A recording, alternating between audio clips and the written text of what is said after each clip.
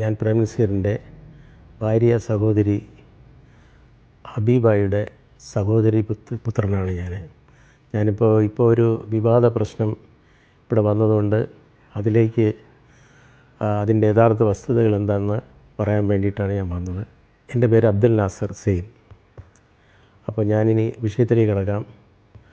അപ്പോൾ 1986 പുതിയ ഒരുപാട് പ്രോജക്റ്റുകൾ അദ്ദേഹത്തിന് വന്നിരുന്നു. ഈ പ്രോജക്റ്റുകൾക്ക് അദ്ദേഹം തന്നെ നിരസിക്കുകയാണ് ഉണ്ടായത്. ഒരുപാട് ഡയറക്ടേഴ്സ് വന്ന് അദ്ദേഹത്തിനെ കണ്ടു. അപ്പോൾ അദ്ദേഹം പറഞ്ഞു, ഇനിയിപ്പോൾ ഒരുപാട് പുതുമുഖങ്ങൾ വന്നുള്ള അവസരമാണ്. അപ്പോൾ ഞാനിനി ഇനിയിപ്പോൾ എനിക്ക് അങ്ങനത്തെ വേഷങ്ങളൊന്നും ചെയ്യാൻ താല്പര്യമില്ല, നിങ്ങൾ പുതുമുഖങ്ങൾക്ക് കൊടുക്കൂ എന്ന് പറഞ്ഞ് പുള്ളി ഒഴിയുകയാണ് ചെയ്തത്. പുള്ളി അത് ഒഴിഞ്ഞ ശേഷം പുള്ളി ചെയ്തത് അടുത്ത ഒരു പ്രോജക്റ്റിലേക്ക് കിടക്കാം. അദ്ദേഹത്തിൻ്റെ സിനിമ മോഹം കലശലായിട്ടുണ്ടായിരുന്നു, ഒരു പടം ഡയറക്റ്റ് ചെയ്യണമെന്നുള്ളത്. അതിൻ്റെ അണിയറ പ്രവർത്തനങ്ങൾക്കായി പലരെയും കാണുകയും അതിനുള്ള പ്രവർത്തനങ്ങൾ നീക്കിക്കൊണ്ടിരിക്കുകയും ചെയ്തു. അങ്ങനെ അതിൻ്റെ വർക്കിൽ അദ്ദേഹം പല എഴുത്തുകാരെയും പലരെയൊക്കെ കണ്ടു. അതെങ്ങനെ വേണമെന്നൊക്കെ പഴയ ഡയറക്ടേഴ്സുമായിട്ട് ഡിസ്കസ് ചെയ്തു. അങ്ങനെ അവരൊക്കെ വേണ്ട സഹായങ്ങളും കാര്യങ്ങളൊക്കെ സാറിനോട് ചെയ്തു തരാമെന്നൊക്കെ അവർ പറയുകയും ചെയ്തു. അങ്ങനെ മുന്നോട്ട് നീങ്ങിക്കൊണ്ടിരിക്കുന്ന അവസരത്തിൽ 87 ആദ്യഘട്ടത്തിൽ അദ്ദേഹം ഇതിൻ്റെ പ്രോജക്റ്റുമായിട്ട് മുന്നോട്ട് നീങ്ങാനുള്ള എല്ലാ തയ്യാറെടുപ്പുകളും നടത്തി വയ്ക്കുമ്പോഴാണ് അന്നത്തെ കേരള മുഖ്യമന്ത്രി കെ കരുണാകരൻ അദ്ദേഹത്തെ കോൺഗ്രസ്സിലേക്ക് ഈ സമയത്ത് എന്തായാലും വരണം, അദ്ദേഹത്തിൻ്റെ എൻട്രി ഈ സമയത്ത് തന്നെ ആയിരിക്കണം, അത് നിർബന്ധമായിട്ടും അദ്ദേഹം വരണമെന്ന് ശഠിച്ചതുകൊണ്ട് 87 മാർച്ചിൽ നടന്ന തെരഞ്ഞെടുപ്പിൽ അദ്ദേഹം സജീവമായിട്ട് പങ്കെടുക്കുകയും കോൺഗ്രസ്സിന് വേണ്ടിയിട്ട് വിവിധ വേദികൾ ചെന്ന് പ്രസംഗിക്കുകയും ഒരുപാട് ജനക്കൂട്ടം ഉണ്ടാക്കുകയും ചെയ്തു. പലയിടത്ത് അദ്ദേഹം ചെല്ലുമ്പോഴും വൻ ജനത്തിരക്കായിരുന്നു. അപ്പോൾ അവിടെയെല്ലാം അദ്ദേഹം വളരെ രാത്രി 12, 1 മണി 2 മണി വരെ അദ്ദേഹം ഓരോ വേദികളിൽ സംസാരിച്ചുകൊണ്ടിരുന്നു. അങ്ങനെ ഈ സംസാരം തുടർന്നു. അത് അങ്ങനെ വേദി വിട്ടിറങ്ങുമ്പോൾ തന്നെ 3 മണി കഴിയും. പിന്നെ വന്നിട്ടാണ് ഇദ്ദേഹം അല്പം ഒന്ന് ഉറങ്ങുന്നത്. അപ്പോൾ ഈ വേദികളിലൊക്കെ അദ്ദേഹത്തിന് ഹാരങ്ങൾ അണിയിക്കുകയും അദ്ദേഹത്തിന് നാരങ്ങ വെള്ളം കൊണ്ട് കൊടുക്കുകയും ചെയ്യും. അദ്ദേഹം സന്തോഷത്തോടെ വാങ്ങിച്ച് കുടിക്കുകയും ചെയ്യും. കാരണം അദ്ദേഹത്തിന് ഇന്നൊരാഹാരം വേണമെന്ന് ആരുടെടുത്തും പ്രത്യേകിച്ച് തുറന്ന് പറയത്തില്ല. അദ്ദേഹത്തിന് അത് താല്പര്യമില്ല. അങ്ങനെയുള്ള ഇഷ്ടം അവർ കൊടുക്കുന്ന എന്തോ അത് സ്വീകരിച്ചുകൊണ്ട് പോകും. അങ്ങനെ ഈ നാരങ്ങ വെള്ളം കുടിച്ച് തന്നെയാണ് വയറിന് അൾസറിൻ്റെ ആദ്യത്തെ ആരംഭം കുറിക്കുന്നത്. വയറിലാദ്യം അതിനെ തുടർന്ന് ഒരു ചെറിയ വേദനയൊക്കെ അനുഭവപ്പെട്ടു. പക്ഷേ പുള്ളി അത് കാര്യമാക്കിയില്ല. അതിനുള്ള ചെറിയ ട്രീറ്റ്മെൻറ്റുകളൊക്കെ അദ്ദേഹം ചെയ്തു. അതങ്ങനെ തുടർന്നു, അങ്ങനെ മുന്നോട്ട് പോവുമായിരുന്നു. അത് കഴിഞ്ഞ് 87 അവസാനമായപ്പോൾ അദ്ദേഹം ഒരു വിദേശ പര്യടനം പ്ലാൻ ചെയ്തു. വിദേശ രാജ്യങ്ങളിലൊക്കെ പോകണം. അദ്ദേഹം കാണാത്ത ഒരുപാട് രാജ്യങ്ങളുണ്ട്. അങ്ങനെയൊക്കെ ഒന്ന് കാണണമെന്നുള്ള ഒരു മോഹത്തോടുകൂടി അദ്ദേഹം വിദേശ രാജ്യങ്ങളിലേക്ക് പോകാനായിട്ടുള്ളൊരു തയ്യാറെടുപ്പായി. അതിനടുത്ത സമയത്താണ് അദ്ദേഹത്തിന് ജൂറിയായിട്ട് ഉള്ള നിർദ്ദേശം വന്നത്.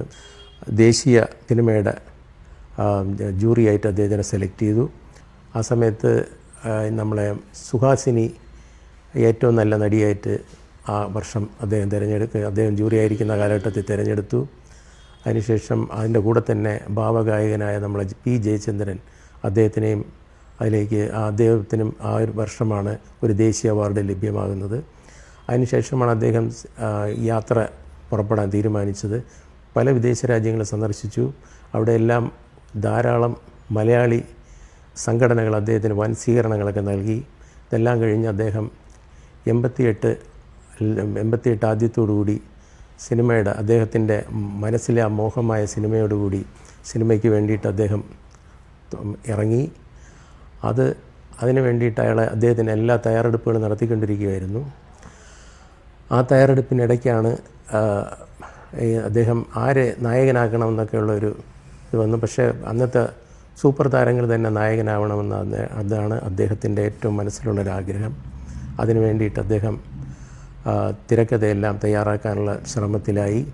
വളരെ വേഗം കാര്യങ്ങൾ നീക്കിക്കൊണ്ടിരിക്കുമ്പോൾ ഈ മോഹൻലാലിൻ്റെ വിവാഹം ഫിക്സ് ചെയ്ത് മോഹൻലാൽ അദ്ദേഹത്തിനെ കാണാൻ വേണ്ടി മദ്രാസിൽ കല്യാണം വിളിക്കാൻ വേണ്ടി വന്നപ്പോൾ അദ്ദേഹം മോഹൻലാലിനോട് ഈ കാര്യങ്ങളൊന്ന് സംസാരിച്ചു. അദ്ദേഹത്തിൻ്റെ മനസ്സിലുള്ള വിഷയങ്ങൾ സംസാരിക്കുകയും കഴിഞ്ഞിട്ട് ഏപ്രിൽ 28 നടന്ന മോഹൻലാലിൻ്റെ വിവാഹത്തിൽ അദ്ദേഹം തിരുവനന്തപുരത്ത് വന്ന് പങ്കെടുക്കുകയും ചെയ്തു.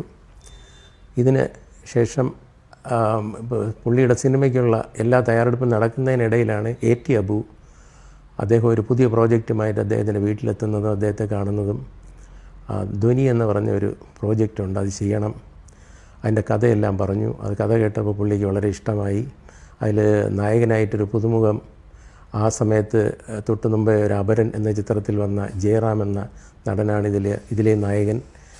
നായിക ശോഭനയാണ്. അപ്പോൾ പ്രേംനസീറിൻ്റെ പേരായിട്ട് വരുന്നത് ജയഭാരതിയാണ്. അപ്പോൾ അങ്ങനെ അത് പുള്ളിക്ക് വളരെയധികം ഇഷ്ടപ്പെട്ടു. അങ്ങനെ ആ പ്രോജക്റ്റിന് സമ്മതം പുള്ളി ആ പ്രോജക്റ്റ് നടത്തുകയും ചെയ്തു.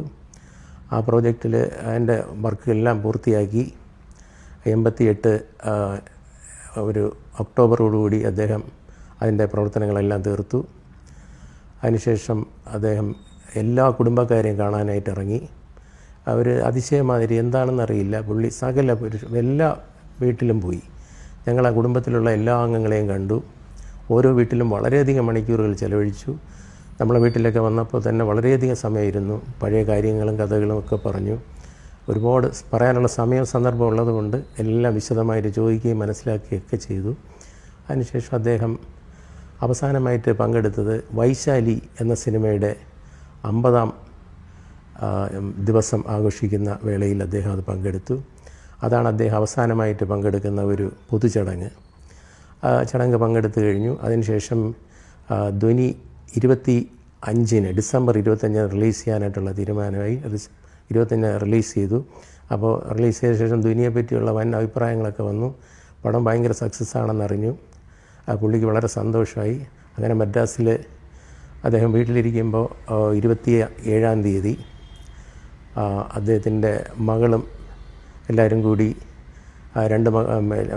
കോഴിക്കോട്ടുള്ള 2 പെൺമക്കളും എല്ലാവരും അവിടെ കുടുംബത്തോടുകൂടി അവിടെ വന്നു, മദ്രാസിൽ വന്നു.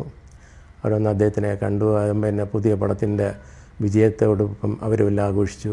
പക്ഷേ അതിനിടയ്ക്ക് മൂത്ത മകൾ ലൈല പറഞ്ഞു, ഡാഡി വളരെ വളരെ വിളറിയിരിക്കുകയാണ്, എന്താണ് സംഭവിച്ചതെന്ന് ചോദിച്ചു. അപ്പോൾ പുള്ളിക്കും ഒരു ചെറിയ ശാരീരിക അസ്വസ്ഥത ഉണ്ടെന്ന് പുള്ളിയും പറഞ്ഞു. അപ്പോൾ എന്തായാലും ഇനി അത് വെച്ചുകൊണ്ടിരിക്കണം, നമുക്കൊന്ന് ഡോക്ടറെ കാണണം എന്ന് പറഞ്ഞ് ചെറിയാൻ ഡോക്ടറെ അടുത്ത് കൊണ്ടുപോയി. ചെറിയാൻ ഡോക്ടർ പരിശോധിച്ച് പറഞ്ഞു അത് ഉടനെ അഡ്മിറ്റ് ആവണം, അതാണ് നല്ലത്. അങ്ങനെ പെട്ടെന്ന് വിടാം, വേറെ കുഴപ്പമൊന്നുമില്ല, നമ്മൾ അഡ്മിറ്റ് ആയാൽ മാത്രമേ ഞങ്ങൾക്ക് അത് കറക്റ്റായിട്ട് ചെയ്യാൻ പറ്റുള്ളൂ. കണ്ടുപിടിച്ചത് അൾസർ അങ്ങ് സിവിലിയറായിപ്പോയി. അപ്പോൾ അത് പരിഹരിച്ചില്ലെങ്കിൽ ശരിയാകത്തില്ല എന്നുള്ളതിൽ അവിടെ അഡ്മിറ്റ് ചെയ്തു. അങ്ങനെ അതിൻ്റെ ട്രീറ്റ്മെൻറ്റൊക്കെ നടക്കുകയാണ്.